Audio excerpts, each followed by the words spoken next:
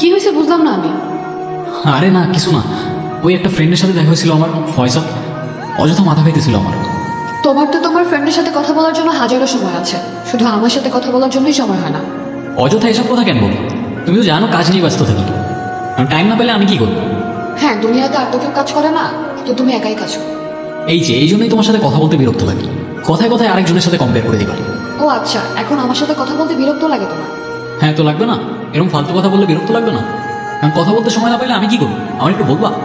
হ্যাঁ, আমিই তো এখন ফালতু তোমার কাছে, এত কষ্ট করে দেখা করতে আসবো, এসে এসব শুনবো তোমার কাছ থেকে।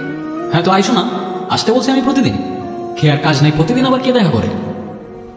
হ্যাঁ ঠিক আছে, রিলেশনশিপ, তোমার আমাকে ভালো লাগে, আমার তোমাকে ভালো লাগে, সময় হলে বাসায় বলে দিবা। বাসায় নাও করবে না, ছেলে সফটওয়্যার ইঞ্জিনিয়ার, বিয়ে করে ফেলবা, কাহিনী শেষ। প্রতিদিন দেখা করা লাগবে, একসাথে ঘোরা লাগবে, ন্যাকামো করা লাগবে, এত কিছু কেন করা লাগবে? ঠিক আছে, কইরো না। আমি কি জোর করছি তোমাকে? হ্যাঁ করবো না তো।